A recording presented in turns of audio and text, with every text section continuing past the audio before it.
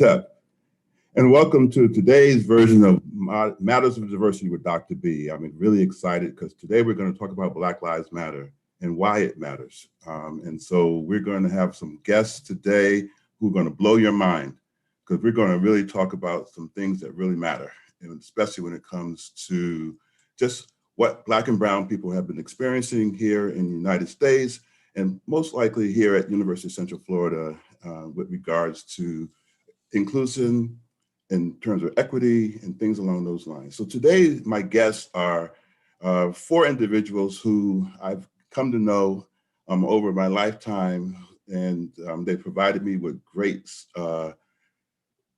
information, friendship, mentorship, all those great things that come. And I just need to hear their voices, and I think you'll enjoy hearing their voices as well.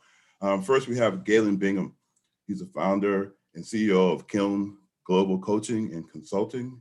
And he is really a strong advocate for social justice.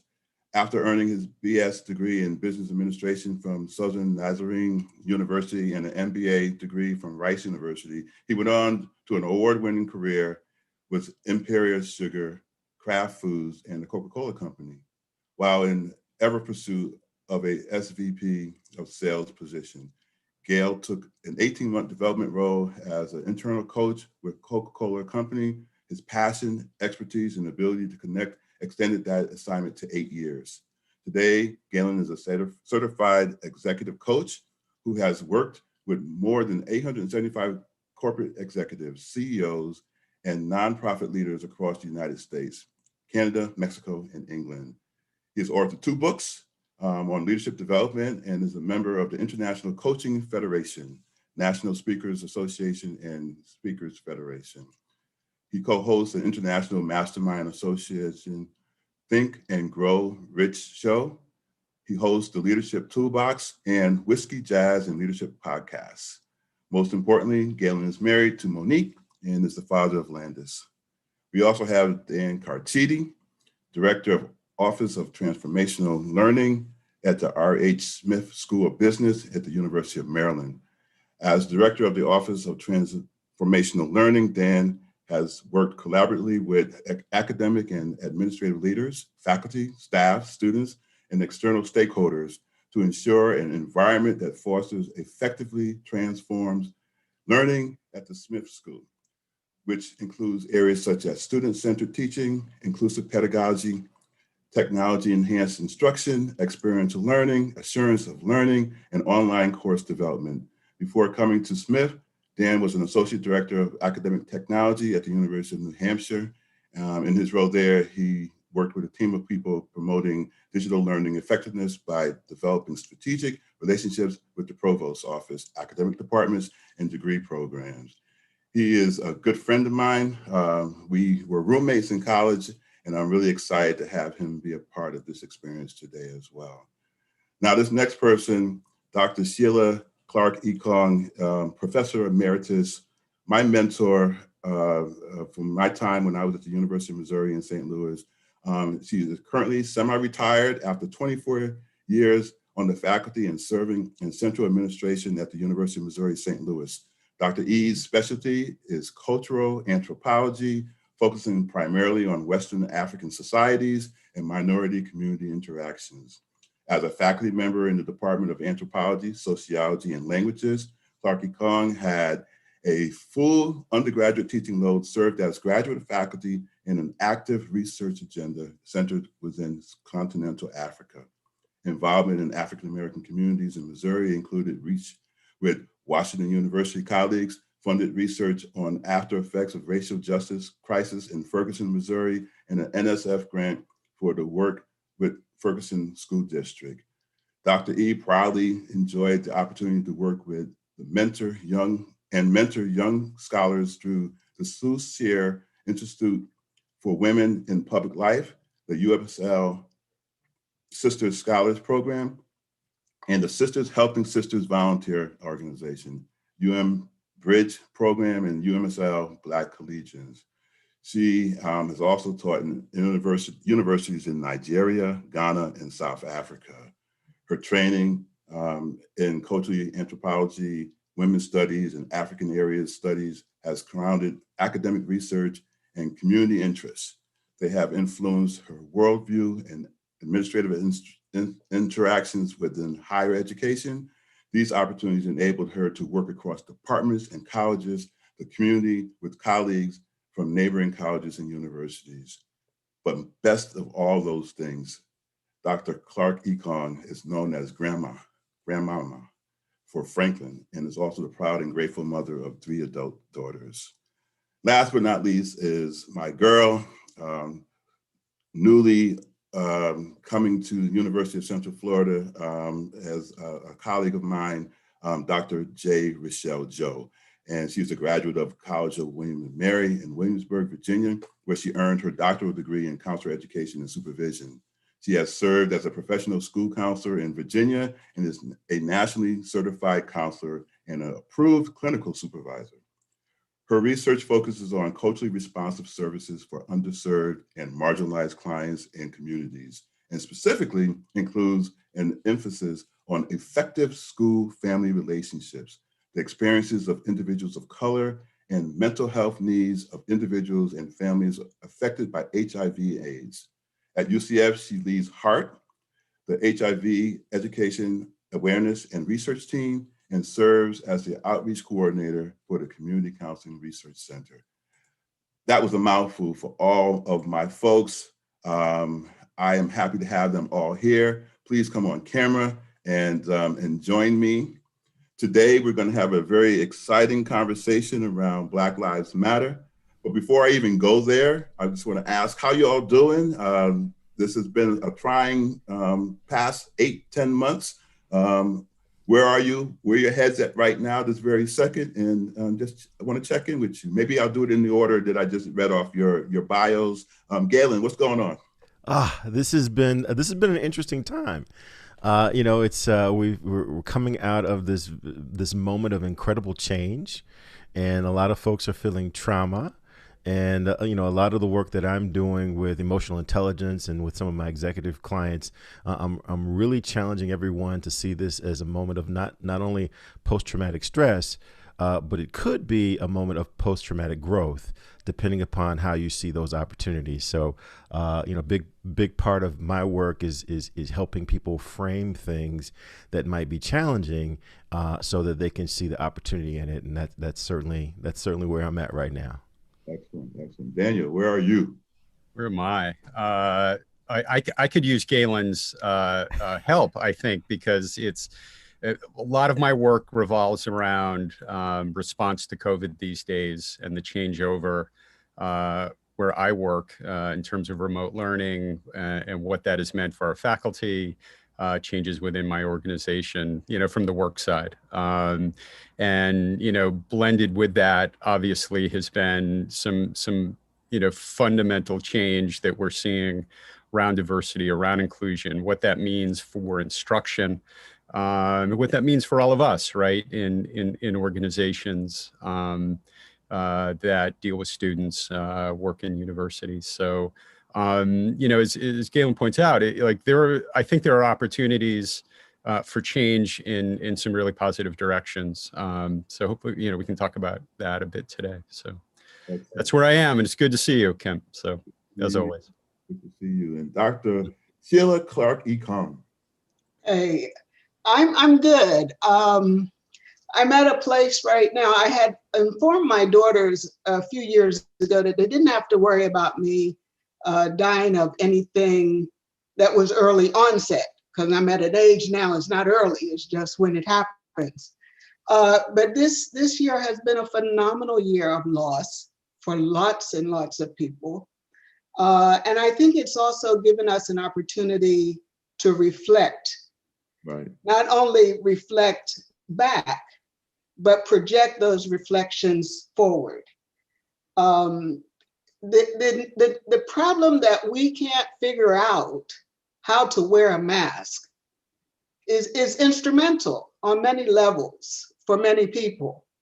And so it gives us an opportunity to just evaluate and reevaluate how we think about ourselves and how we think about others. And so that's where I'm at. And I'm teaching online through this pandemic. I started teaching online in Ghana during the pandemic. And I came home and I'm still teaching online. And that too has been a very interesting exercise because I teach undergraduates online. Nice, nice. We'll get into some of that as we move forward. And last but not least, my girl, Richelle Joe. And I'm going to give a 100% human answer. You ask where I am, I'm ready to take a nap and curl up with some hot chocolate. It's been that kind of a year. We're coming to the end of our semester here at UCF, and it's time for self-care. And I think that everyone is probably feeling the need for self-care. So that's where I am. Definitely, definitely, definitely. So I want to thank you all again. I tell you, the inspiration behind us talking today came from me watching a show or seeing a clip, I should say, from a person who talked about Black Lives Matter in a way that was somewhat derogatory, right? It was not necessarily on point, and it kind of sold a narrative, to me, what I would call a co-opted narrative of what Black Lives Matter really means in regards to it. And so, like I normally do, I sent out a text message to a few of my friends, one being Galen and one being Dan, and just with my kind of comments about the clip that I saw. And I was like, this is absolutely interesting. I mean, I got their take on it. And they started being really, really profound, right? They started texting back with some really long quotes and things that they were sharing from their own narrative based on what I saw and what I shared with them. And it made me think, I said, you know what, this needs to be a podcast. This needs to be something that we can talk about and kind of expand upon. And I had talked with Dr. Sheilah Clarke-Ekong as well. And she had been a part of that conversation with me. And I said, look, I got to draw you in. Would you be? And she graced me and said, yes, I will do it. And so anyway, that's kind of how it all came about. And Galen, do you remember? And what were some of your thoughts on what we were talking about through text? Right back. Yeah, I do remember having that exchange. I think it was probably one of the first exchanges you and I have had like that. We've known each other for a while, and all of our interactions have been really cordial. We've got mutual friends, that kind of thing. And this was really the first. I think that was really the first time we really connected on something that's really, really important.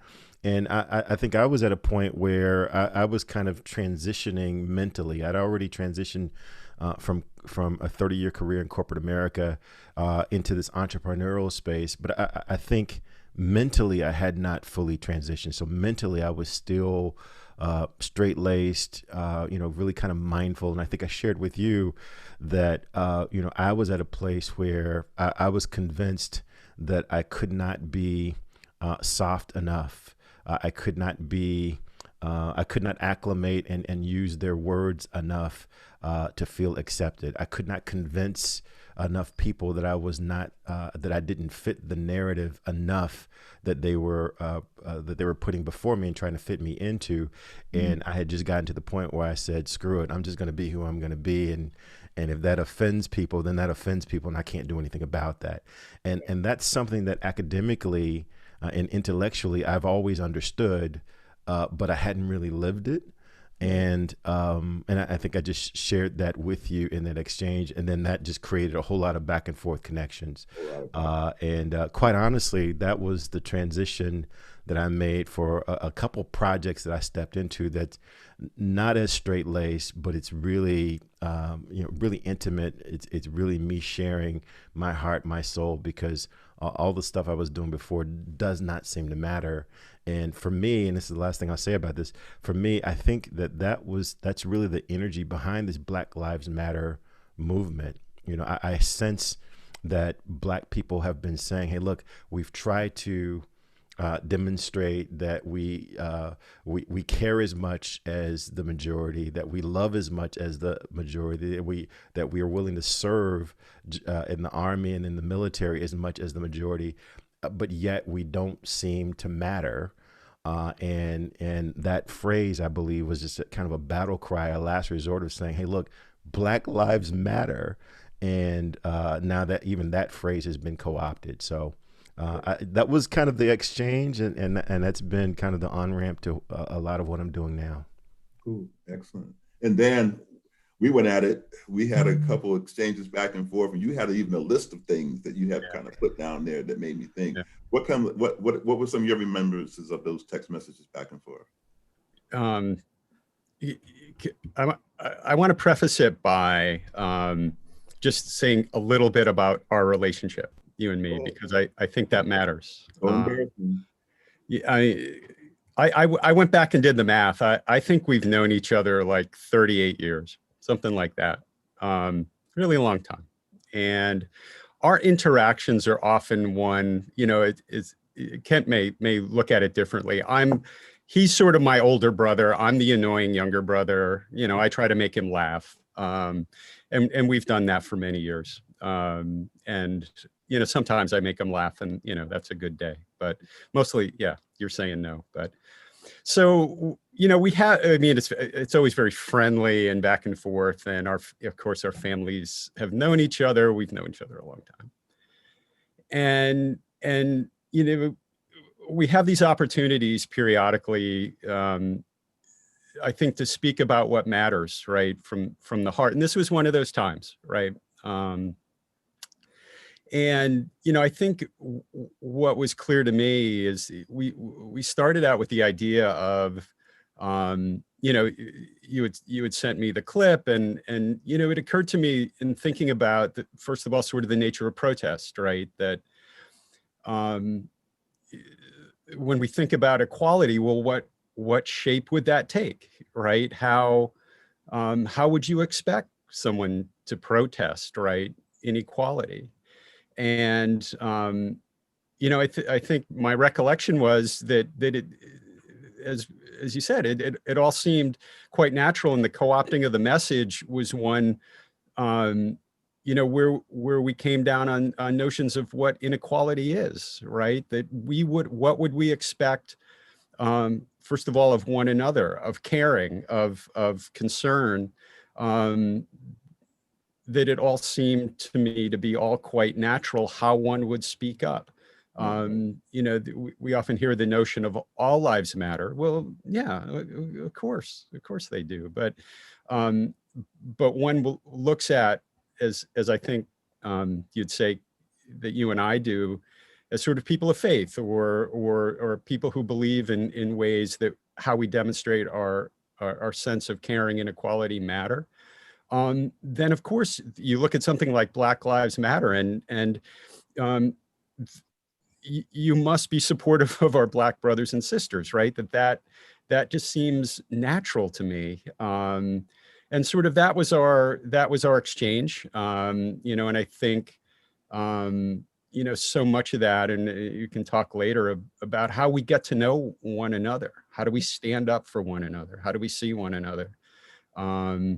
And it, for me, comes, you know, with you in a long history, a very personal space. You know, if you worry, I worry, right? And I think that, you know, for me was sort of the nature of it.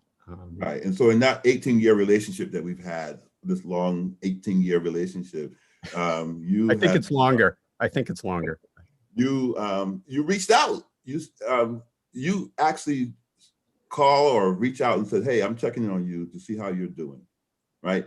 It wasn't me calling you saying, look, dude, check in on me. You took it out and said, look, I'm going to check in and see how you're doing, because I know that it's a trying time right now. And so those are the things that I think when we talk about Black lives that matter and people who matter, we reach out in those ways without these pretenses that, you know, they don't have any real need for me to kind of to say that this is happening in the Black and Brown communities. And so Dr. Clarke-Ekong, may I call you Sheilah today? Yes, you may.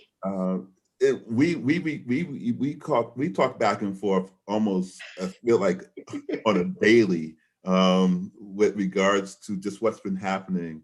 I missed you so much when you were in Ghana for, I mean, close to a year. 7 months. 7 months.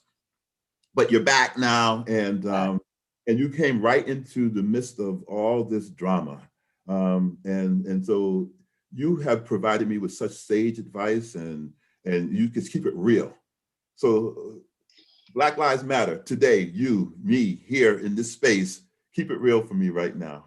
Well, one of the things that I need to share with people is I don't know when this man sleeps. Because I get these messages and they're like really important topics. And I'm like, 11 o'clock at night, dude, really? But, sometimes I answer a short answer, which is intentional. So the clip he saw that concerned him greatly, and he sent it to me, and I said, he's being lazy. And then I signed off, because I knew that if I didn't sign off at that time, we'd be on until, the wee hours of the morning. But I think when we talk about movements and you put them in a historical context, and for me, one of the best things and very fortunate for me to spend so much time abroad is that you get a bigger vision of how the world works. And so while I was in Ghana, every day for a certain part of the day, I was listening to world news. And I think that, in fact, informs me in some ways that when I'm in the US, I can shuttle them aside. I don't have to think about the whole world, because unfortunately, America thinks it is the center of the world, and it's not. It's one of those things where I like to tell students, there are lots of things we know, and we know them so intently. They just happen not to be true. Okay, so there's a tendency for us to think in very parallel lanes, as it were. And so sometimes when Ken gets to me, I'm like, what is he really asking me? Because, he's a counselor. Do I need counseling? I probably do. Who doesn't? I have a daughter who's a therapist. Do I need therapy? Probably do. But so getting at what is the intent? And intent is important. Okay, and we see it again and again. It's like the apology fatigue. Every week, someone is apologizing for something. It's like, dude, no, I'm not accepting your apology. And so when we think about Black Lives Matter, who are the allies? Okay, I was in South Africa shortly after the official end of apartheid. Mm. It was hard. Okay, and there are so many things that are similar to our experience of what is a life worth, especially when the life isn't seen as transparent. And that's why it has to be Black Lives Matter. So I'm at a place where I also think, especially because many of us who are my age and in my generation are given perhaps a bigger voice than we deserve, to now begin to factor in generational differences of what we have experienced and what we will experience. And so I think there's a different context in which to begin to understand all the nuances of the Black Lives Movement. Just an aside, I was on sabbatical, decided to really do what is meant by sabbatical. And so in 2017, I bought a Europass and I traveled throughout Europe for 3 months. And I was in Paris basically the year after, quote, Paris was burning. And the narrative about Black people and Muslim people and immigrants which somehow never got connected to colonialism. Hmm. So when we think about Black Lives Matter, we got to figure out, what is it connected to? Why is the script now about lynching? Why has that become now a new conversational discussion? We know what it means. And so I think, you know, I'm a cultural anthropologist and often get accused of being a historian and then at the worst, a political scientist. But there's no way I can do cultural anthropology without knowing the history and the political dynamics of power that frame culture. Yeah. So I'll stop there. Nice, nice. Dr. Joe, I got to bring you in. I just, you are the type of person who will throw something into the mix and create the perfect storm in terms of people responding to a narrative that you may have put up or a conversation that you start. And I know your motivation sometimes around doing it, but it keeps people engaged, and it's so real. It is so positive. And so I know your narrative about Black Lives Matter is strong. And so I wanted to have you here and talk with you today. And so what's your perspective? That was a very kind characterization of of the great work that I do on social media. So earlier this semester, one of my students was sharing her experience interacting with people about issues around race. And she made this statement. She said, Black Lives Matter is not a political statement, it's a statement of fact. And she's absolutely right. And in saying that, she was saying two things. One, of course, Black Lives Matter is a statement of fact. And there is this other message around Black Lives Matter that has made it a political issue that it was not initially designed to be. Right. So when I think about Black Lives Matter and the co-opting of it and the meaning of it, I think about power and privilege and who has power and privilege to have their voice heard and to really direct a narrative.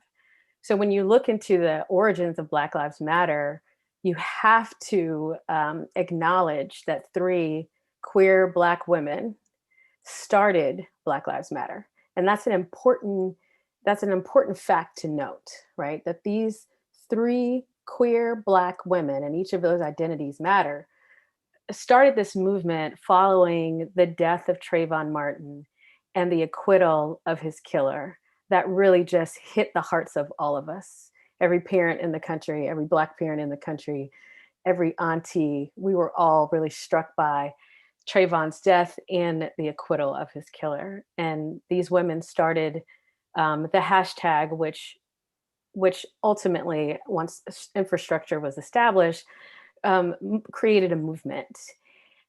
However, them being queer Black women, again, speaking to power and privilege makes a difference in how the narrative around this movement ultimately changed.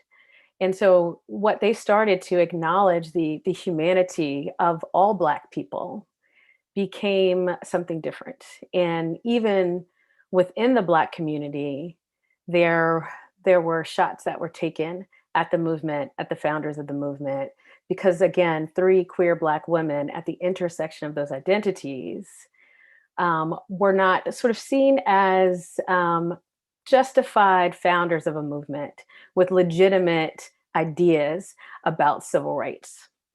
And so the narratives became, that this is a terrorist organization, right? Is kind of the most inflammatory statement that's been made about Black Lives Matter movement, but also comments about the movement being anti-male, anti-Black male, that it's being hyper-focused on individuals in the LGBTQ community. And so we have to think about how power and privilege and voice plays a part of that. and how these women intentionally were trying to center voices that had been in the margins in human rights and civil rights movements in our country for generations, and how their intentional efforts to do that, the response to that was one that again tried to push those voices back to the margin. And we can't really have the conversation about Black Lives Matter being co-opted without acknowledging that took place, that it took place by individuals outside of the Black community, and that it also took place by individuals within the Black community.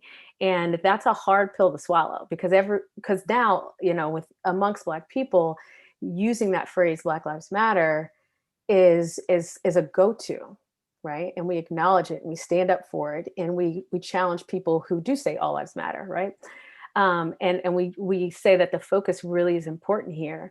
But we may do that without acknowledging the origin of that and what happened to the 3 Black queer women who started that movement. Nice. Yes, and so the co-opting of that has been the story for the ages, right? And that so many people want to put their spin on it, right? And it's all a distraction. It's all a distraction from what it really was about, right? So when Colin Kaepernick took a knee, it became a distraction, not about what he was doing it for, but because it was now relegated towards, you're not standing up for the military, you're not standing up, you're spitting on the flag, so to speak. And then the co-opting of it even further with sayings like, I saw a billboard one time that said, "Nurses' lives matter." And I was like, oh, okay, wait a minute. Why are we steering away from the conversation and the discussion around what this really means when we say BLM or when we say Black Lives Matter? And when we see people who then get on TV and have this platform that doesn't help the movement at all. And especially, go ahead, Dr. Clarke-Ekong. The narrative, who controls the narrative? There's a very, very up and coming, prominent, she's already won a lot of awards, she's very young, Adichie, and she runs a clip about the danger of the single story. Yes. And I assign it to every semester. I assign it. I don't care how many courses you've taken from me, I assign it. And there lies the challenge. Yes.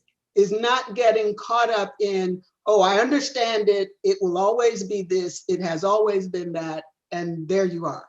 Right. And you're here in Florida, so maybe, I don't know if this is a local thing or not as far as public service TV, but there's a commercial, lots of people in South Florida get hit riding bicycles, walking. It's just a really serious issue here. And so they asked this guy, they say, how many people do you think it's reasonable to get killed riding bikes? And he says, they said, well, is 50 a reasonable number? And he says, yes, 50 is reasonable. And then they bring 50 people, and he realizes that these 50 people are his family. And then he says, oh, maybe, no, I don't want to go with 50. None are acceptable. And so the taking of the narrative is, again, part of that power struggle. Right. If you control the narrative, you control the dynamics of what will or will not happen.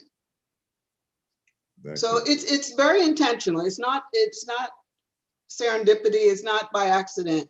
This is an intentional effort to control. How do we bring our collective voices together to fight against the control? So I think that we have to center the margins.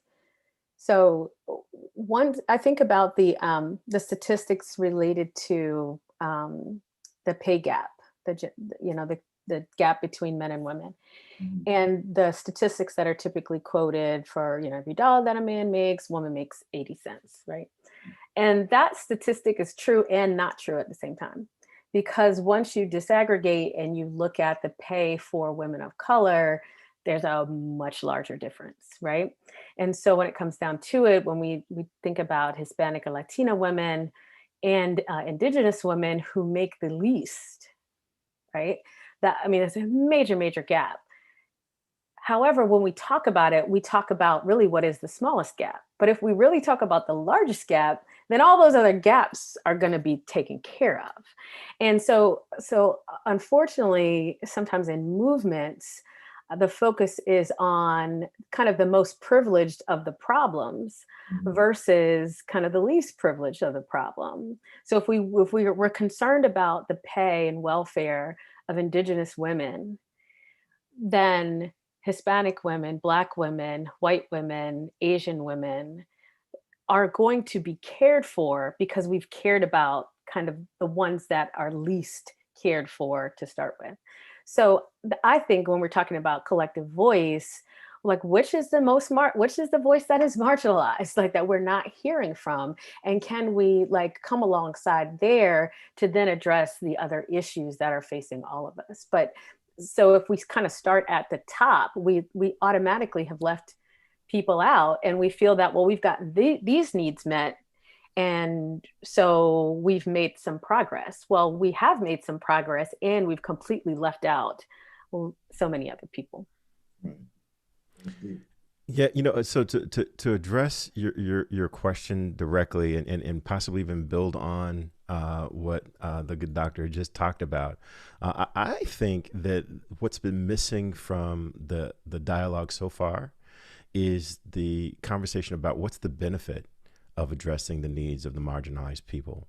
Because if we don't talk about the benefit to the majority, if they hear from all the voices, then why in the world? I mean, let's just pretend I'm a middle-aged white male, and I'm running a major corporation, and you're telling me that these other people, these others, are feeling marginalized, and Galen, you need to do something about it. What's the benefit to me if we address these others who are having issues? And unless I understand that benefit to me, why in the world would I give up what I have, what I've earned or what I've gotten? Why would I give that up? And I think that that's been missing from the conversation. There are benefits, right? There's benefits to the majority if everyone is heard, if everyone feels like they can contribute. But we haven't talked about that. We've raised the flag saying Black Lives Matter. Well, let's explain to the majority how Black lives feeling equal in this conversation would benefit the majority. Well, there's innovation benefits. There are creative benefits. There are financial benefits. There are all kinds of benefits. There's reduction in crime. There's reduction in cost of psychological support. There are all kinds of benefits, but that's not in the conversation. We go right to the need for addressing some of those issues. Right. So that's a really important point too, is that all these different factors kind of play into it, right? And so a lot of the narrative has been centered around fear, right? Fear of loss, fear of not having what I had, and you don't deserve it. You haven't pulled yourself up enough to be at my level. And so therefore, I'm going to keep my gated community. I'm going to keep, my lifestyle, because there's something to be said about structural racism, right? There's something to be said about that systemic process to keep people where they are so that people can stay comfortable. And so what you're talking about, having that conversation, that very difficult dialogue, won't happen unless we bring people to the table who are going to maybe even sometimes force the hand of those who won't engage, right? Who deliberately say, what's mine is mine. I worked for it, I lived for it, and not think about inherited wealth, not think about any of that intergenerational wealth and all those other things that have come to keep them in their position of power, so to speak. Yeah, not to dominate this particular portion of the conversation. For me, it to your point, it's about having a real conversation about what privilege is, because a lot of times when you say privilege, people tend to think, well, how in the world can I be privileged? I don't have $1 million trust fund. I worked hard for everything that I earned. I went to school. I got an education. No one gave me anything, and that's how that's how most people who are in a privileged category will defend against that. And privilege is really an invisible package of unearned assets that you can count on cashing in every day, but you have the luxury of being oblivious to them. And the story that I like to tell a lot is while I don't get the benefits of white privilege, I am 6'2", and my wife often complains about how I will put things away on the top shelf. Well, I'm trying to get them off the counter, out of my way. So here's space up here. I'm going to put them on the top shelf. Well, my wife is 5'4". I've got height privilege that I don't think about. I don't think about it, but absolutely I take advantage of it because I'm not trying to do anything mean. I'm not trying to take unfair advantage. I'm just taking advantage of what I have. And until we have this common understanding that whether it's white privilege, whether it's male privilege, whether it's wealth privilege, those are unearned, a lot of times, assets that I get to count on in order to go about my life doing the things that I'm trying to do that others might not have access to. And until we have that conversation, I'm not going to even acknowledge what the other doctors might be talking about, what the other people might be talking about, because I'm just living my life. You guys just need to work harder. Yeah, you need to get that ladder out and climb up so that you can get to this space, because I'm going to keep doing what I'm doing, right? And so what's that realization like? And that's for all you all. What's that realization like that you know you have this privilege, and then you start to think about others? Is it altruism? What is it that will make you start to think for the other person as opposed to just for yourself? If I can jump in here, I think in both Richelle and Galen, your points are critical ones. I think a bit about community, right?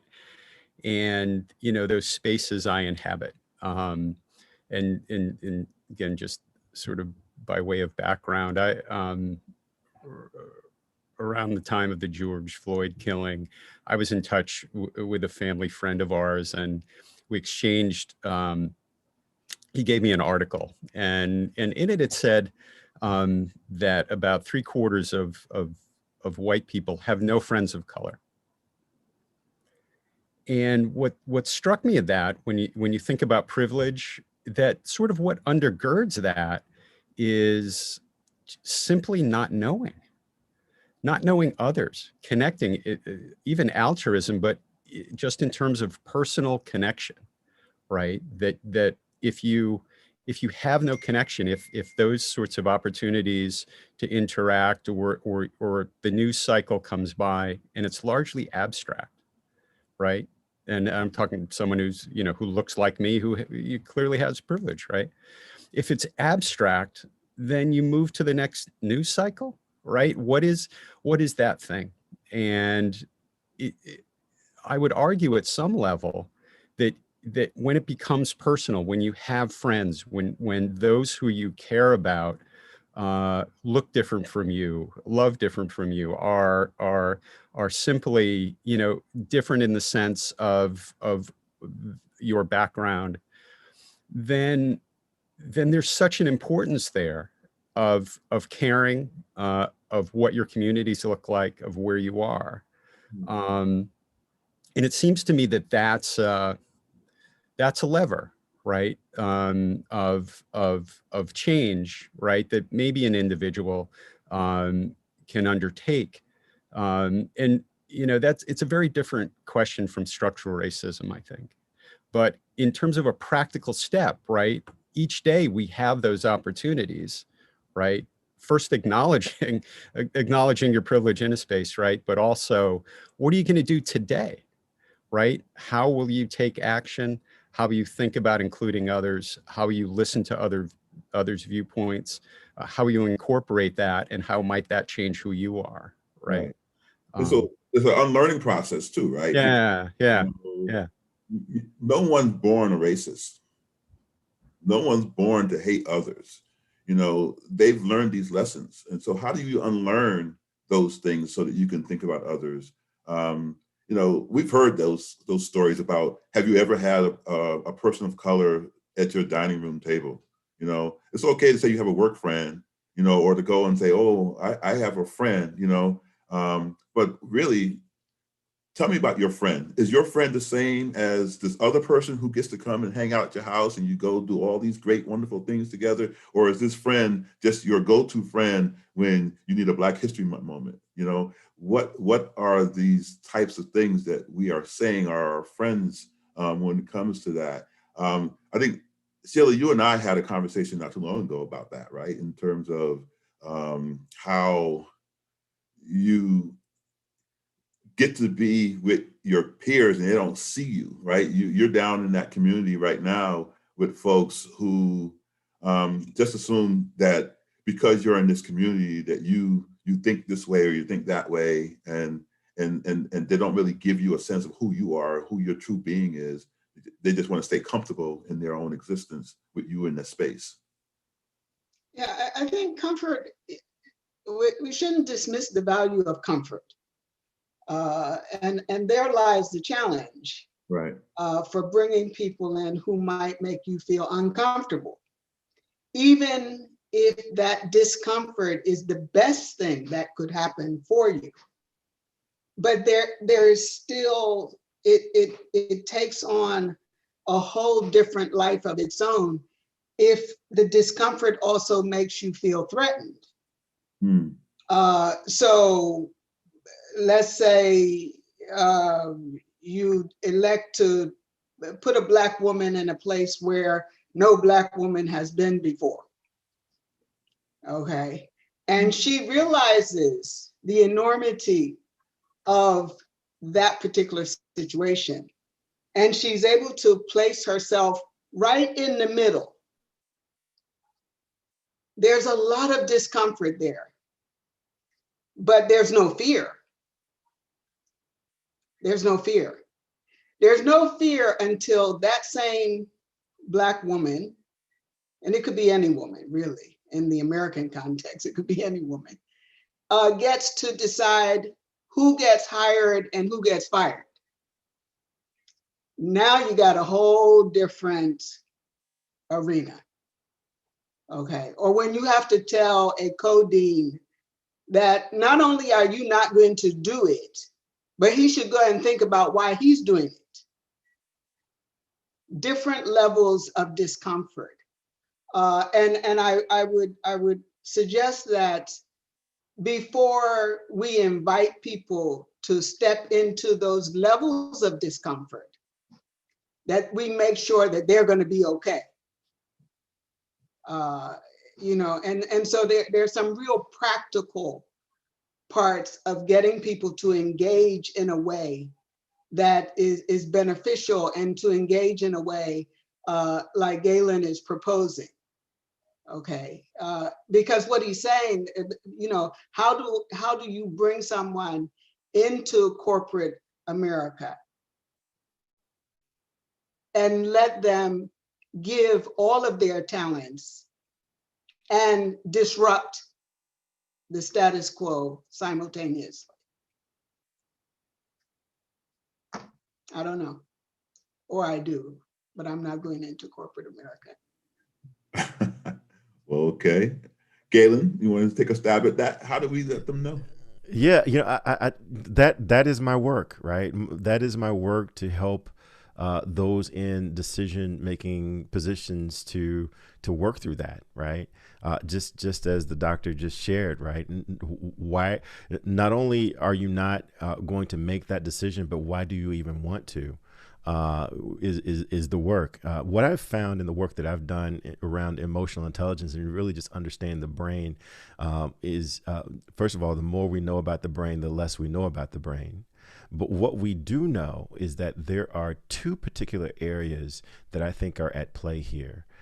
One particular area is called the prefrontal cortex, or it's the thinking part of the brain, or the executive portion of the brain. That's where all the analysis comes from. That's where all your smart decisions come from, your planning. Whenever you say to someone, hey, look, I got to think about this before I give you an answer, you're activating and you're trying to activate your prefrontal cortex. That's the smart people stuff. The other part, which is actually a really, really small part, is called the amygdala. And the amygdala controls all of your fear, all of your emotions, all of the things that you're trying to avoid.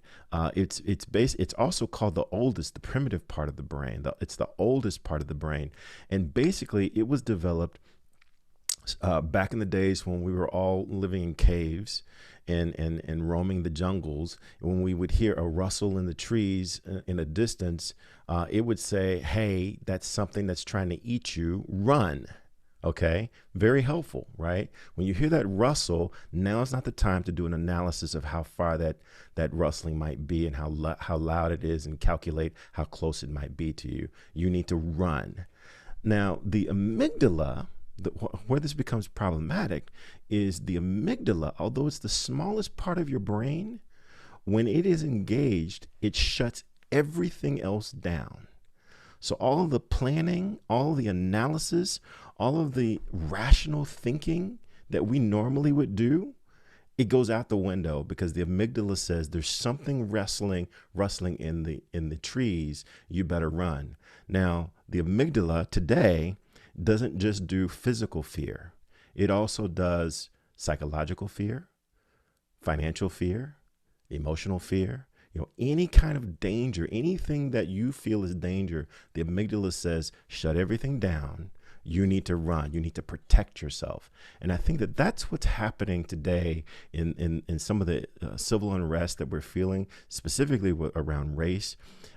Those who are in the majority, they see things that cause them to sense fear. And when they sense fear, everything else shuts down. And people that ordinarily would be kind, that would be gentle, that would help you think through other kinds of problems strategically and creatively, all that stuff goes out the window.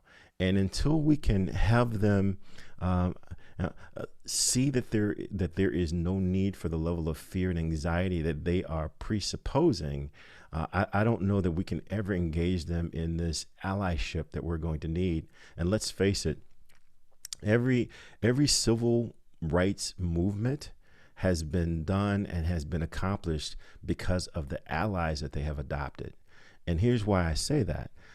If those who are underprivileged and underserved could fix the problem, we would fix the problem. We need to have someone in the majority to say, hey, I've heard these concerns. These are not, this is not who we are. We're better than this as a society. We need to do something about it. And then as an ally, that doesn't mean that you come in as a savior. That means that you come in alongside, you lend those unseen assets, as I talked about before. You lend some of those unseen assets to the struggle to help those who are not as privileged, to lend to their voice. Yes. So again, now everybody understands why I said Galen is profound. When you tap that into the fact that people have been taught all of their life to fear people who don't look like them, to fear people who might be of a sexual orientation that they're not aware of, or a gender expression that they don't know about, that keep their distance away from that. And then you tap that into them wanting to be an ally, right? Or wanting to be taught, right? That's the other thing, is that, I want to be there to support you, but I also need you to teach me. So while you're exhausted in the fact that you're already dealing with this, I need you to also be my tutor,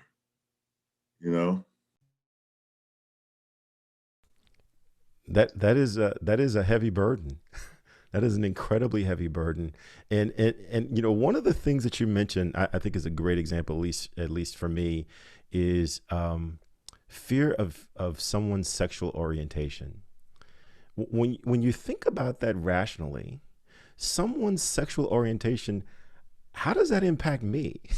Right? How does that impact me? But because I'm unfamiliar, because that's unknown, then all these images pop into my head. And like I said before, the amygdala just shuts everything else down.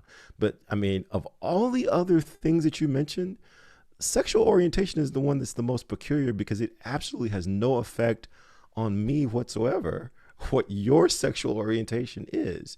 But yet, the amygdala rustling in the trees, that's something different. Run, fear, and that's where problems are created. Yeah, and those history lessons that we got from the people who shouldn't have been teaching him. Dr. Joe, come on in. I think what's really important to note about everything that you just said is that there are messages that are crafted to tap that very primitive part of the brain and to activate it. And that part of the brain, it hijacks everything. And even those who are crafting those messages may not know, the the brain knowledge, right? But they know that when I say these things, right? When I use this script, people react in a particular way. And when people react in that way, I can get what I want. And so all of us, of course, have things that we fear. Some of them are very real, they make sense, that they are experiences that we need to remove ourselves from, things that we need to protect ourselves from, that absolutely ensure our survival. And we have to be able to understand when a message is intentionally designed to capitalize on whatever fear may exist to prevent us from connecting with other people, prevent us from seeing the humanity in other people, prevent us from living out the values that as a nation we claim we are founded upon, right? Justice and freedom, right? So we claim those values, yet we can allow fear to lead us up down a path that would move us away from those values and restrict freedom and act in ways that are unjust towards various people because of that kind of concern about our survival.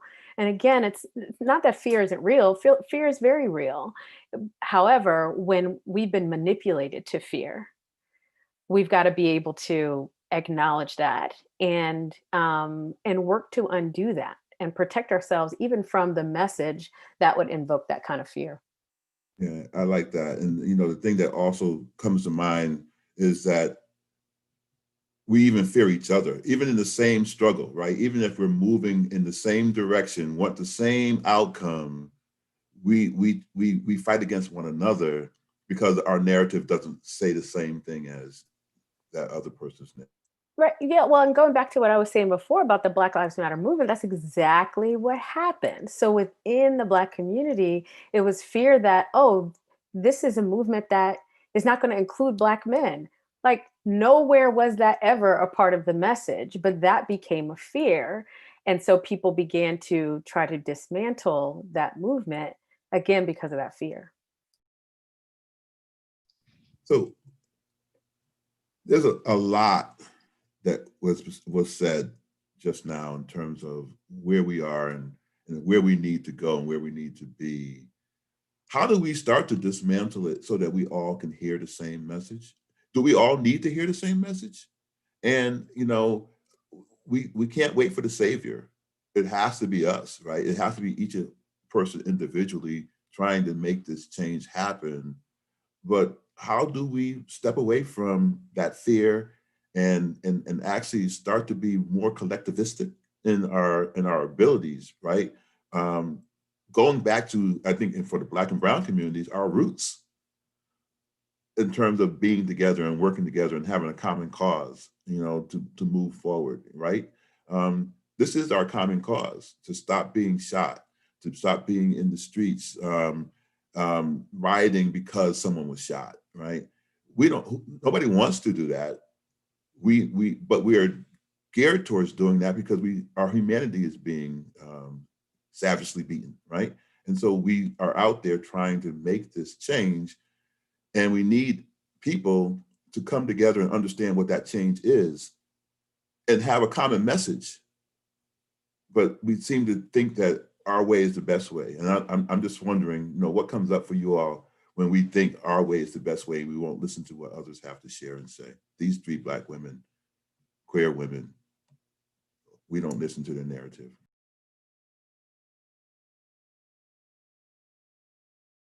Were you directing that to any of us in particular, or you just want us to jump in? I'll let you start it off. Okay. Well, so again, going back to the origins of Black Lives Matter movement, when they actually established the framework for it, it was designed to be a decentralized movement, so that people could determine in their local communities what were the most important needs that they wanted to work on, and devise grassroots plans to address those needs.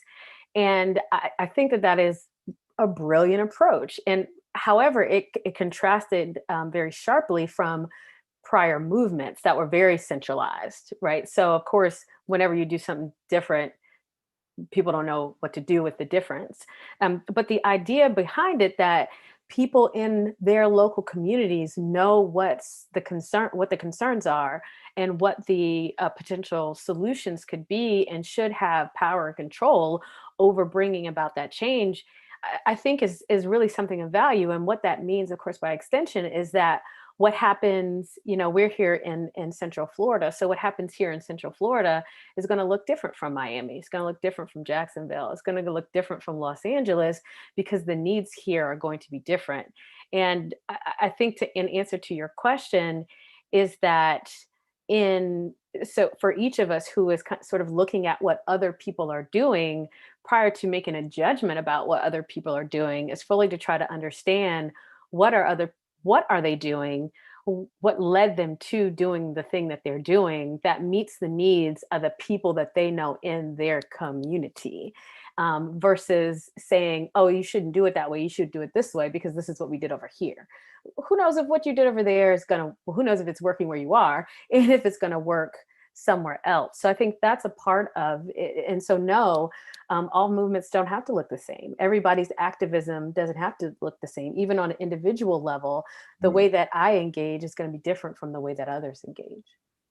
So the beauty of that is, how do we make that a part of our narrative, right? How do we make that so that everybody's on the same page around that we don't have to think the same way if we have the same common goal, right? As a cultural anthropologist, Sheilah, have you seen changes?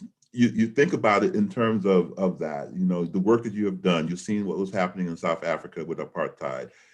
We know what has happened since the 60s with what was supposed to happen with the civil rights movement. We've made some strides, but somewhere along the line, we have not connected with the message, right? We have not used the goal to get us further.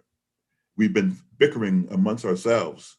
And I think that sometimes that keeps this power structure where it is, where it tends to stay. Well, first of all, I think we do ourselves a disservice if we say there's only one message, because there's not just one experience. And so, like you referenced earlier on, I had some very interesting conversations with some of my immediate neighbors. I live in a 55 plus community, but lots of people still work. It's very red. I'm in the heart of Trump land. I understood that. So there are different messages. So my engagement will look very different than perhaps some of my relatives who live in South Philadelphia. There are different messages, there are different challenges, there's different opportunities to confront the status quo, to confront and to understand who are the power brokers. And I don't think it's cliche-ish to say all politics is local. As a child, I don't remember my parents thinking much about what was going on in Washington, D.C.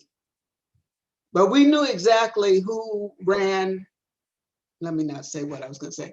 We knew who ran stuff in South Philadelphia and how that got to be different when we moved to North Philadelphia and how that was different when we moved to Ohio. And so I think what might be an opportunity is the same way in which we've seen some incredible growth come out of Ferguson, for example. You know, the Ferguson that was two Fergusons before Mike Brown, it looks very different now because they've had to. They didn't have, they could not take care of their community. Right. You know, going back to Daniel saying, who's our community? And sometimes your community is geographical, but oftentimes it may be something very different than the exact geography. You know, the fact that you've put us together, it has nothing to do with geography, really. Okay. And so I think where we are is encouraging those who are in community to, as Dr. Joe said, understand what that means for them and how they're going to move the needle. Okay. The other thing is there is indeed a sense of urgency, but in our responses, we have to be measured because again, we want to control the narrative. Okay, this notion that Black Lives Matter movement is a terrorist organization. Well, what about the Proud Boys? Okay, and all these other different groups that have been encouraged and incentivized, okay, by power structures that don't do anything good for those at the bottom, however those at the bottom might look. Okay, and so I think we do ourselves a disservice if we say, well, what's the common message? Because we're gonna lose, you know, I don't tell my students anymore, oh, and you remember when, because they don't. Because my reference, they're like, she's old enough to be my grandma. What is she talking about? You remember when? They don't. So what I have to do is to bring it into I know more things about what they know than they know what I know. Because I have an investment in knowing what they know so that I can be relevant for them to learn what I'm trying to teach them. Okay, I didn't know until very recently who the, is it BTS, the South Korean young man? Korean group, yes. Yeah. They gave $1 million to the Black Lives Matter movement, or so it's reported. Okay, these are the kinds of things I need to know so that when I'm having a conversation with this generation, they'll be like, oh, this is how she's making sense of this. Can I look at it like that? Okay, exactly. So that's what I think. So creating agency for folks, right? And or giving people more of a, I guess, understanding, more well-rounded, right? That's one of the things we used to hear a long time ago, right? We need to be, in terms of civilization, right? We need to be more well-rounded. That's why we go to college, so that we can become more global in our existence, right? But it doesn't make any sense for us to become global and stay in the 60s. The other thing is, I can't give you agency. Okay, I mean, I'm not capable of doing that. What I am capable of is giving you sources of information.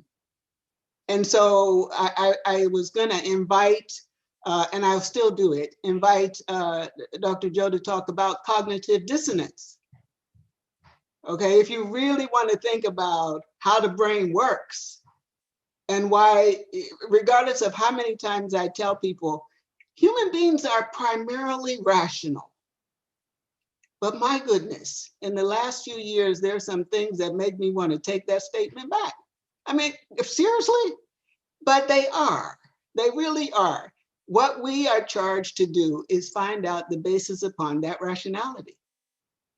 What's sustaining it? And then we can move forward. So that's connection. Yeah, absolutely. Yeah.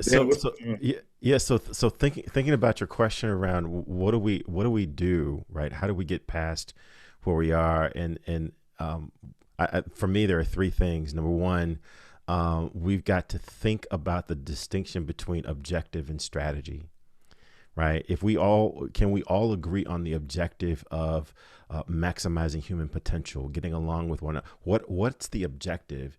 And when you get locked into the objective, there are multiple strategies. There are multiple avenues of getting to that objective.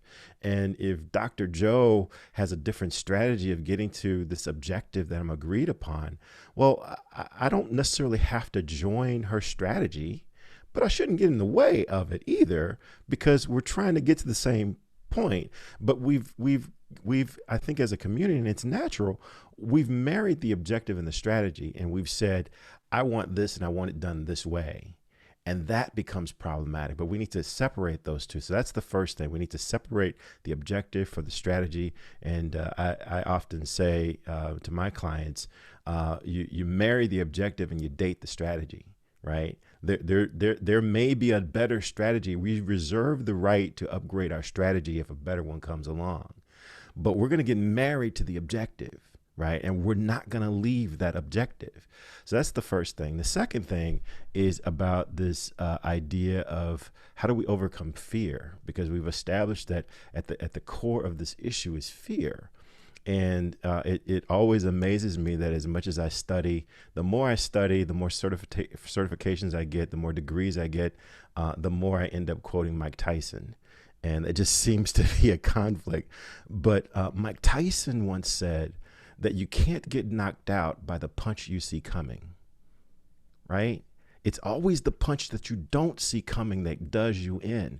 So if I know, first of all, I can't avoid fear, but I can see the signs of those things that tend to make me fearful, right? So if this is the kind of environment that I'm usually fearful, if these are the kinds of personalities that usually gets my fear sensors going, I can be on guard and I can say, okay, this is how I'm going to defend against this fear so that I'm still operating from my prefrontal cortex. I'm still operating from my wisdom side as opposed to being irrational, right? I never show my best when I am operating in fear. So number two would be make sure that you can see the punch coming, right? And then the third one is we've got to somehow find the courage to act. This is not a bystander sport. And regardless of how uninvolved you think you may be, you are still involved. But we've got to have the courage to act. And I think that starts by understanding the full benefits to me personally if I act on behalf of someone that does not look like me. If someone does not love like me, there is a benefit to me if I stand up for someone who is different than I am. And I need to understand that and then have the courage to act.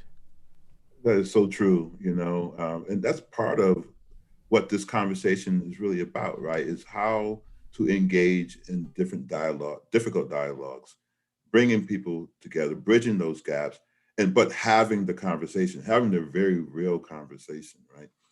The conversations that happen when the Zoom meeting is not going, right? The conversation that happens when we're texting back and forth and we don't necessarily say the same things on Zoom that we say when we know we're sitting in different closed spaces with regards to some of the things that are going on. And the reason why is, again, protection mode. And also, I don't know you well enough to know whether or not you're going to take what I'm giving you and use it against me or use it with me. Yeah, I mean that was the one thing, and you touched on it already. That was the one thing I was going to add to my statement is have the courage to have that conversation wrong, right? Be willing to step into spaces where I'm probably going to mess this up, right? Yep. I'm probably going to get this wrong, but I'm coming from a place of wanting to be educated and wanting to, again, nail that objective, although my strategy might not be consistent with yours. And if we wait until we get all the words right, if we wait until we get all the statistics right, we're never going to have that conversation. Right. And I think that's the beauty of my relationship with Dan. Um, so many years back when we became roommates, right? We weren't even thrown together. We were living in the same residence hall for a year before we even decided to room together. But that bond that we created was about having the difficult dialogue, right? Knowing what um, I go through and what he goes through, right? Um, I think about the fact that I was embraced by his family. I wasn't just embraced by Dan, right? Dan's mother, Dan's father. I slept over Dan's house when Dan wasn't even at Dan's house, right? And all those different things that they took me in and wanted to know who I was. They wanted to know who my family was. Our families were connected, not because of my skin tone or anything else, but because Dan and I became friends. And Dan asks questions, and Dan talks, and I ask questions, and we say silly things, and we also get really deep on things as well, knowing that our friendship is not going to break because of it, right? And so I appreciate Dan for that, and I'm going to ask him, what was it, or what do you think it is that created this 18-year bond? It's yeah, first of all, my parents always liked you better than me. I want to make that very clear. Well, who wouldn't? That's But probably not surprising. we established that. But go Yeah. ahead. All right. So let's just get that out there. It's as in preparation for this, I thought about that a bit, right? And I think there are a number of things, as you said, sort of outside of race that we connect, right? Our fathers were very much blue collar guys, right? And there was certainly that common bond there, right? Our families were very much about education being the way that you sort of move up, right? They're for us, as we know. Your mom obviously, moved ahead with her education. That was something very important. That was a wonderful example for you, for all of us, right? But we came from, educationally sort of a place where the other opportunities were probably going to present themselves, right? So that was the way, right? There was a bond there. And I think sort of being people of faith, right, there was that overlap, right, about how we treat one another. That was, though our denominations are different, there was that central point, right? And so, I think about those things reflective of Dr. Joe's sort of setup of this, right? When we think about ways in which, that community, that messaging happens, right? And how we work across lines of commonality, right? But I struggle a bit with one thought, and it's nothing to do with sort of a relationship and how that's developed, but really ideas about fact and belief, right? And what guides people, I think, that you could argue we share common facts or ways of thinking about them, right? But I think in our society today, we're struggling a bit because I don't think more facts bring us closer together sometimes, right? That we start with our beliefs sometimes, or think about communities where the politics are maybe quite different, right? And if I bring more facts to the conversation, I may alienate people, right? So I think about the application of that message about, deep discussions. I think we begin to come at some sort of unification, if you will, or common ground. I sort of strangely to say it, but sort of accepting belief first, or engaging on belief first, because maybe the facts aren't getting us there. I don't know. I know you're asking the questions today, Kemp, but that's a question in my mind about that message. Yeah. You're muted, sir. I said, where did this come from? You remember this? Uh-oh. So I will tell you that we Yeah, both why not have one here? of these. We both have one of these, right? It comes from my family. My family collects these, and they were collector's items. All God's Children, or whatever it was, the artist.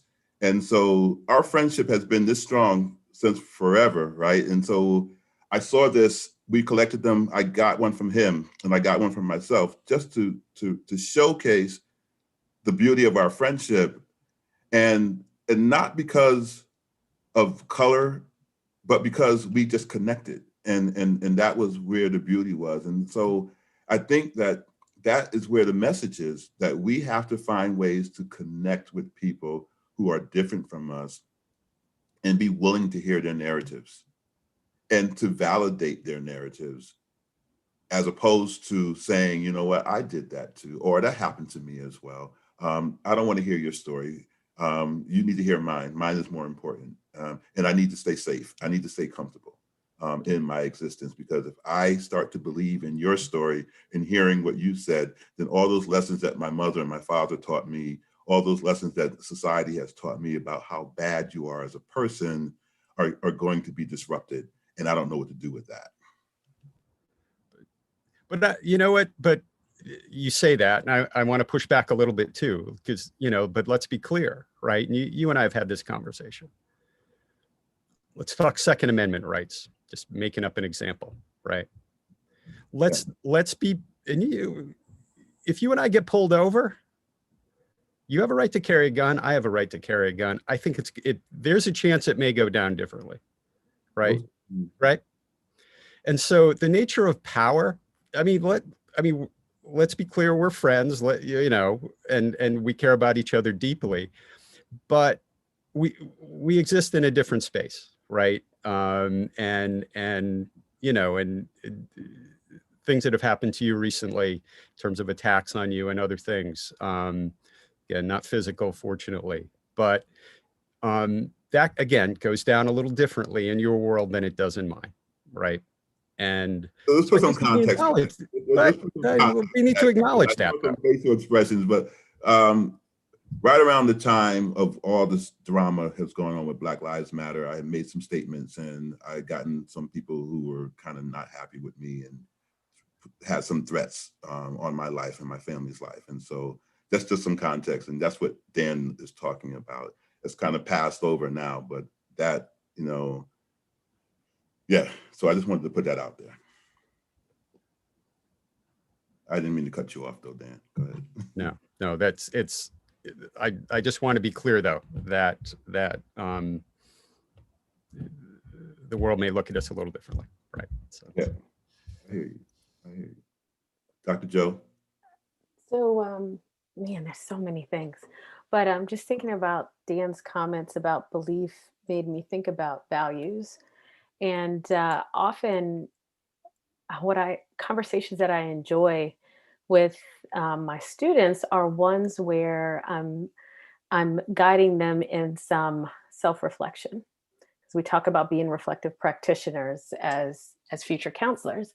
And I often have them to think about the values that they hold dear to their heart. And we talk about those, and I have them identify those and share those with each other and talk about how they got to a place where that was a particular value. And what they often find is that that brings a great deal of connection, because many of them share some of the same values and got to those values in many cases through sort of the same mechanisms. And I think about that. I reflect on my own values. Like, my top three values are love, justice, and freedom. And so I use those to guide my personal life as well as my professional work. And so if my life or my work don't reflect those values, there's a problem, and there needs to be some recalibration. And I think about, and I mentioned this earlier, the values that we say we have as a nation. And there are times when we live up to those values, right? We operate in a way that demonstrates that those values are core to who we are as a nation. And then there are some times when we need some recalibration. And so thinking about community, connecting people together, like, let's have these conversations about personally held values. And then what are the collective values that we say we have? And when I say collective, that might be in a local community, or that might be a nation as a whole. What are those values, and how are we living up to those values? And then how are we operating in a way that really, contradicts those particular values, and what recalibration needs to take place? Exactly. Yeah, you just made me think of a whole nother flood of things that come up because of that. That reimagination too, right? Of who we are as people and what we bring to the table. Deep, very, very deep. I would even offer to what Daniel and Dr. Joe just shared. We also would do well to question what we hold to be facts. And I'll tell you. Here's a great example of that. And I don't know if I'm going to offend anyone. I know, Kent, you spent some time in New England, so I may be offending you, but I apologize up front. But I hate the New York Yankees. Uh-oh. I hate the New York Yankees. Can't stand them. You know why I hate the New York Yankees? Nope. I hate the New York Yankees because my dad hated the New York Yankees. Couldn't stand them. Yeah, speak. Go ahead. And you know why my dad hated the New York Yankees? Because my granddad hated the New York Yankees. Now, before my granddad passed, I asked my granddad, "Hey, granddad, why do we hate the New York Yankees?" And he said, because in 1957, I loved the New York Yankees, and they traded my favorite player from the Yankees to the LA Dodgers, and I never got over it. Never got over it. And so in my family, it's a fact that we hate the New York Yankees. But what is that fact founded on? And I think that there's so many facts that are passed down throughout our communities that we've never really ever checked. And we've just accepted that, and based upon that fact, we've built all of these systems, we've built all of these foundations, and that's where you get structural racism from. That's where you get structural homophobia from. That's where you get all of these other isms and phobias from. These facts that no one has ever really checked. We've just accepted them. I appreciate that so much. That whole narrative just sung in my heart just now. And I see you wanting to chime in, Sheilah. Go ahead. Yeah. Anthropologists and anthropology is responsible for some of the most egregious indignities to indigenous peoples. Mm. And so I often get to a place in introductory courses where the question comes up is, if you're an anthropologist, if you do certain kinds of science, can you believe in God? And so in those days when we used to do face-to-face, I would give students 3 apologies in the front end and tell them to hold on to them, because by the time we got through the course, they might be offended. So I had already apologized. But one of the things I would ask them, like, okay, we know some of the myths that sustain Orthodox belief systems. And I would ask students, and I would say, don't answer immediately, just think about it, and then we'll talk about it.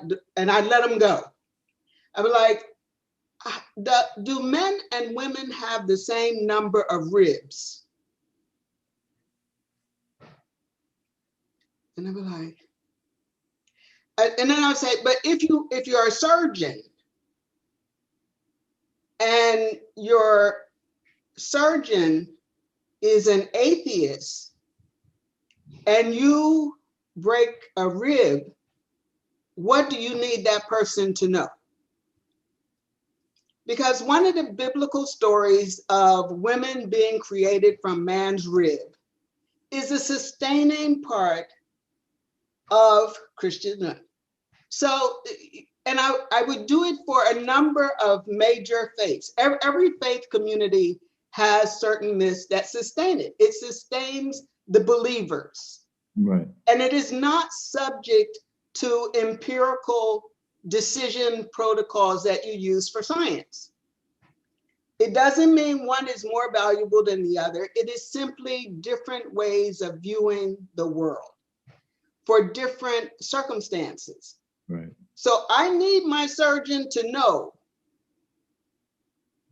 that my son has the same number of ribs as my daughter, or he's not performing any surgeries. So there's some times when you say, how do I get this to a place where no one takes a particular offense, but it gives them an opportunity to think outside of what they know and critique what they know. Okay, so not everything falls into the same bucket. Right. And so that too, especially where everything is now politicized. Everything. I mean, whether I'm a vegan or I eat meat, it's suddenly a big, if I kill me, I kill me. Okay, what's the problem? But you need to give folks who are looking to understand, Wow. okay, the reasoning behind, and as we were told earlier, why people create certain explanations, what kinds of triggers they are trying to generate. Cool. Thank you for that. I appreciate it. Again, sage advice, sage knowledge. We need to always take it in, right? That's why I love my mentors. I love my friends, and I love people who can sow into me. There's a question that came in the Q&A that I want to ask. It says, in light of all the research that has been done in the many scholarly articles that have been published, why are the facts, and the facts is quoted, not connecting, quoted? I agree with Professor Clarke-Ekong, who stated that there are many messages, but how do our messages reflect facts and not just interpretations?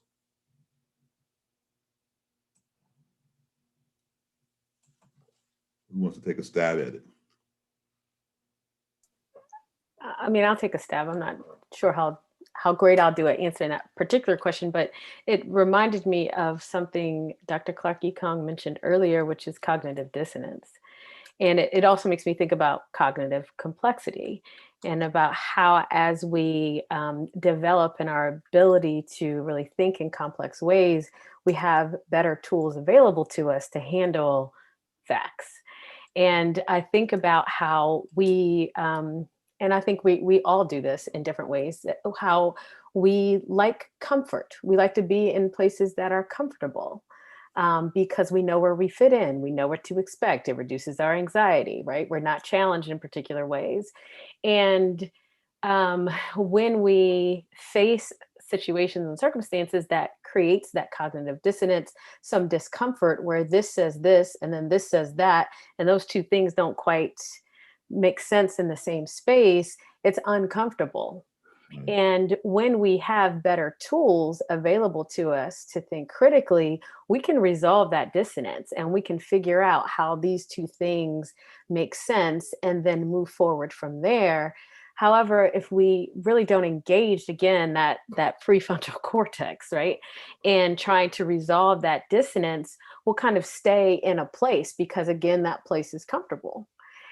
So just thinking about I'm not surprised that there's lots of information that exists, and there is in many cases a willingness to avoid, deny, or just sort of stay away from those particular facts or that information or whatever interpretation may come of that because it's an uncomfortable truth, and it's just easier in trying to get to resolve that dissonance to stay in the comfortable place versus really pushing through and trying to grow and understand and get a different perspective and integrate multiple sources of information for a much more complex understanding of life. And we're all guilty of doing it. We have all done it. We all continue to do it in certain aspects of our lives. So this is not, guilting a particular group of people because we sort of all do it. It's a part of our collective psychology. Well, that's really interesting, especially in the classroom setting, right? Because you talk about that in terms of, as an instructor, I'm giving you facts. I'm giving you things that I know to be tried and true, right? In terms of the narrative that I'm sharing with you. But there's something to be said about footage, right? Video footage or anything along those lines, because it's real, it's true. It's not a movie, it wasn't made in Hollywood. And so you see these things, or you share these facts that are in books or in people's narratives, and then you get the cognitive dissonance, right? Because you know what, like Galen just said, my grandfather told me that this is the way it is and this is how it is. And so this fact you just shared with me is causing me this stress. And the reason why it's causing me this stress is because I needed to stay where I need to be in that comfortable spot, that comfortable space, in terms of moving forward. Galen, I see you wanting to say. Yeah, I was just going to tie into that because you can give me all the statistics about the New York Yankees, right? But those statistics that you're professing now you're talking about my granddad. How dare you talk about my granddad, right? And our beliefs are so interwoven like that. And it reminds me of something that Noel M. Tichy once said, given the choice between being in control and being effective, we choose being in control. Because being effective means that we must be in touch with changing reality and be willing to change with it. It requires that we monitor our own hypocrisy and be willing to close our own hypocrisy gaps. Right. The short answer to that long explanation is we like to be right. Yeah. Our brain likes to be right. And there are a whole lot of distortions, cognitive distortions that our brain will put into place to make us feel like we're right. There's a filtering distortion where I can only see the things that conform with what I believe. Right? There's a whole lot of distortions that our brain will impose so that we see confirmation that we are right, even if the facts don't support it. Right. And I dare anyone to say something bad about my granddaddy. Yeah. Then you're going to say? Yeah, just to jump in, but I think also there are mechanisms that reinforce it, right? When you think about the algorithms that drive various social media platforms, we get what we want that makes us comfortable, right? And those are reinforced the more we click on those things that make us comfortable. And my guess is, at least my understanding, that each of our feeds in social media is very much crafted to us and our interests, not the Yankees for Galen, clearly, but for others, right? And so those messages are reinforced oftentimes imperceptibly, right? Anyway, just... So there's a statement, right? It talks about skepticism. If you are not skeptical of your own self as much as you are of others, right? There's something to be said about your skepticism. You're not necessarily a skeptic then if you can't look in all of the realms of what that even entails, right? Well, and from the perspective of, an instructor, as you were mentioning before, part of what I try to do in the classroom is to create a bit of disequilibrium amongst students, right? So that it's not just I'm giving you facts, I'm giving you information, but I'm creating some uncertainty, some questioning. I'm maybe creating some discomfort, not to the level that I'm trying to harm my students, but I'm making them recognize that prior ways of thinking or even information that they had is maybe insufficient, and that there is more that needs to be done internally and more information that needs to be sort of acquired or gathered, that there's now more questions than answers. Right. So you had referenced at the beginning about that's the social media engagement, and part of it is that carries over for me into that realm as well. So if there is something that is provocative that is posed as a question, it's intentional. Like, let's get you thinking in a different way. Let's knock you off kilter just a little bit, so you recognize that that way of thinking that you have is not necessarily the only one. Now, it doesn't necessarily mean that you're going to dramatically, completely change and abandon everything that you had ever thought and adopt a new, but it opens up the possibility for you that there are other perspectives. And if you're open to it, you'll engage. You will go in and you'll enter in. And that's the whole beauty of it all, right? It's like, that's one thing I do love is a good debate, right? I love having opposite opinions from other people, and not to be yelling and screaming and having a match, but to be actively listening to what they're saying, because it may change my perspective, or I might change theirs. So it's never been this, I need you to hear me and only hear me and live your life as I say you should. What I'm saying is, hear the perspective, hear the narrative, take what you will, take what you won't, but at least engage in that process, right? Engage in it in such a way that you say, what I've learned 10 years ago might not suffice today. I might need to rethink that. I may need to come about this a whole different way. The way that my parents thought or the way this other person thought doesn't fit my narrative anymore, because I've seen some things, right? And I've gone forward, and I now need to recognize the stuff that I saw, right? I think about these causes that people have, and I think about it in terms of Black Lives Matter too. So, people don't get affected by cancer until cancer affects somebody that's close to them. So they may see the commercials on TV and other stuff saying donate to the Cancer Society and all this other stuff. But until, in most cases, it touches them, whether somebody they know gets breast cancer or somebody they know has some other type of cancer, or passes away or something along those lines. When it does, that's when they say, okay, you know what? I'm going to take up this cause. I'm going to take up this mantle. I'm going to start donating to this cause, right? Because there's so many different causes that are out there. But we have to recognize, because of that, open yourselves up to the fact that there are all these different narratives that you just don't know. Be a lifelong learner and understand that in order for you to be able to engage with other people, you have to also be able to ask the difficult questions, right? It doesn't mean go up to somebody and touch their hair, but find a way to ask, tell me about your hair, right? There's nobody afraid of the conversation, but they don't want you in their personal space. And there's a difference, right? So let's have a conversation about what that's really all about. So I don't mind you being inquisitive.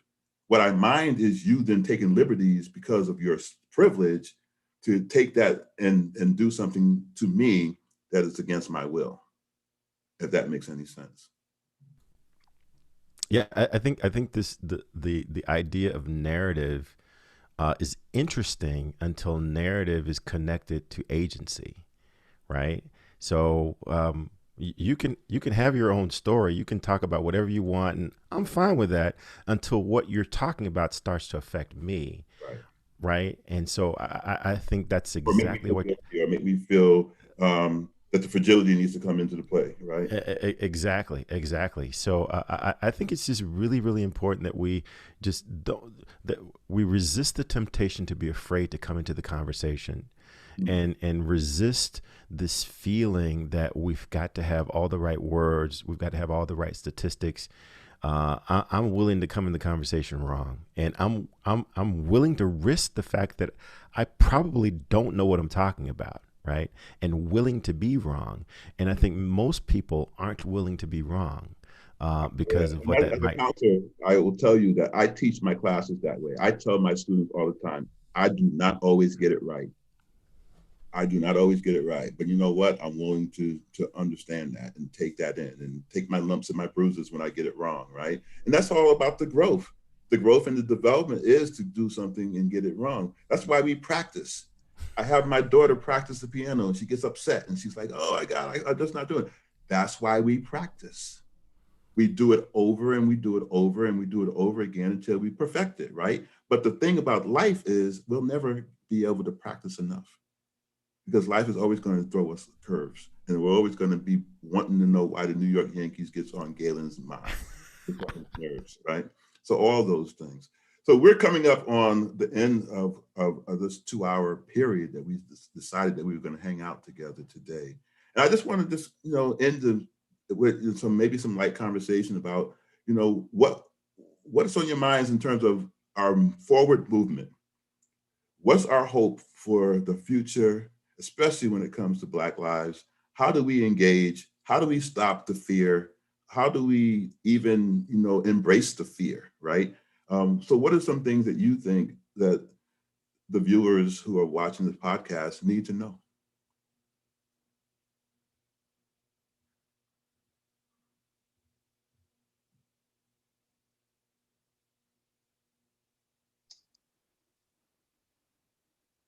I think if anything, I would say don't give up. Hmm. There's a whole narrative script out there about just how resilient Black and brown folks are. But Black and brown folks are tired. And I think people need to know that we are tired. But I think also to know that we will not give up. We can't afford to. Amen. Clearly, our lives are at stake. There's no question about that. Just I think this that one is clear. Yep. Okay. So as we reflect on what did and did not happen in 2020, those of us still standing in 2021, we should continue to stand. We should identify those who are prepared to stand with us. And we should also identify those that we should lift up and help them stand. Yeah. So that would be where I'm at. I love you so much. I love you so much. I would offer a couple things that I think are really, or that have been really important to me. I would encourage everyone to check out the book, regardless of whether you are in the movement, whether you're considering becoming an ally to the movement, or you think, oh my God, these folks are crazy. What are they crying about, right? Wherever you fall, I would encourage everyone to get the book Black Fatigue by Mary Frances Winters. It does a really, really good job of highlighting the instances and the compound effect of all of these instances, how that compound effect affects the psyche of Black people. And when I read it, it was actually fatiguing to read it, because I was reminded of all the things that have happened, that if you take any one thing by itself, yeah, Galen, you should be able to get over that one thing. But when you just look at the layer upon layer upon layer, I'm just tired. I'm just tired. And so that's the first thing that I would encourage everyone to do, regardless of what category you might self-select yourself to be in. The other thing that I would encourage you to do is to be mindful of the effect that the surrounding is having on you. I don't know that there would be anyone in America who can say that this time has been peaceful for them. Regardless of where you are, this has been a stressful time. And there is going to be a real need for self-care. And I know in particular, I had to really take a step back and do some self-care, do some analysis of how am I doing and what do I want to do about it. And that has really caused me to have more courage in stepping out from behind the image that I've so carefully crafted over the past 30 years. But I had to do that from a point of self-care. Right. I had to give myself grace, and then I had to summon the courage to step behind the image that I have perfected over these years. And so I would just encourage everyone to take a really, really strong look at what this environment is doing for you, and hopefully reach for something better. Nice. Richelle, Dan. Go ahead. I think, quite simply, at the end of my days, what will I stand for? What will I be known for? Have you stood by your friends? Have you done the work of being more than words but deeds? And when I think about this moment, I think about ways, personally, each day that I can be the sort of person who is supportive of those who are at worst under stress, but also striving for something better, right? So it is both personal, and I hope that sort of personal action builds to something a little bigger. But that's that is in many ways the charge, right? So. Excellent. Dr. Joe? So Galen mentioned Mike Tyson earlier, and I believe Mike Tyson also said everybody has a plan till they get punched in the mouth, which I think is an amazing quote. And I think about 2020, it has been a collective punch in the mouth, I think, for all of us. But we're still standing, right? We're still here. And I think that I take from that a sense of hope for the future, that even with whatever wounds we may carry, that there's a possibility to continue standing and to continue moving forward. And I think that on a personal level as well as on a collective level. So I would just say we have to tell the truth in our current circumstances and make space for hope. Definitely that. No wonder there could be no other collective of people to pull together to talk about this than who is here right now, and the beauty that you brought to this conversation today. There's one more question that's in the chat that I'm going to throw out real quick. I don't know if it's a quick answer, but it says rationality is fluid, I think, depending on where people are in their walk. And also, I believe that fear can present as anxiety. How can we as a community do self-care while also caring for our families and friends?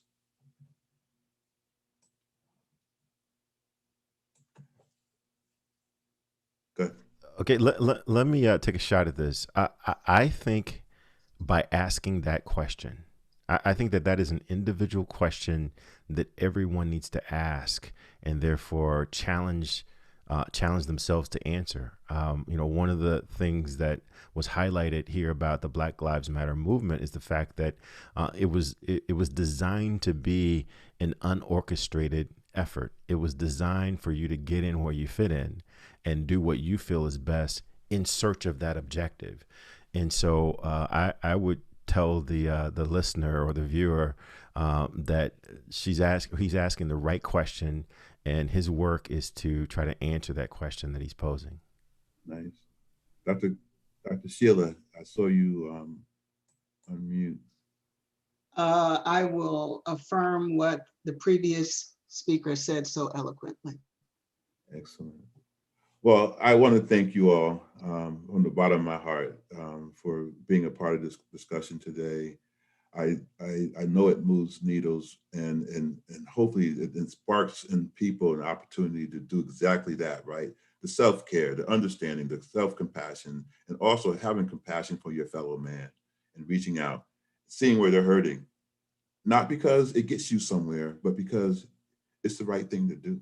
It's just a good thing to be a good person and recognize that we all can be those good people if we're given the opportunity, right? It's what equity is about, giving everybody an actual chance to be at the table, to be able to make their mark in the world. And so I truly, truly, truly appreciate everything that you all have brought today. I mean, we can go on and on and on with regards to what this is all about. We'll never be able to get every single nook and cranny filled with what we can talk about when it comes to Black and brown lives and why they matter.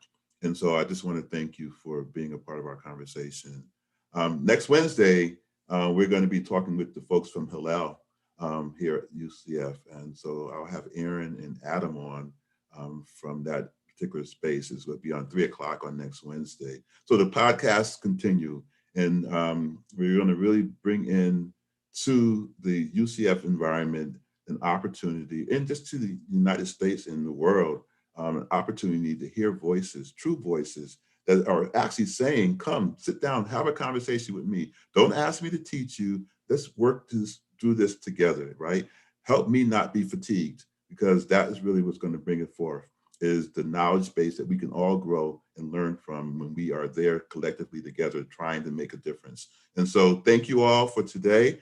I thank our sponsors, the Foundation Office, for what they've done for this podcast. And so thank you, and we'll see you next time.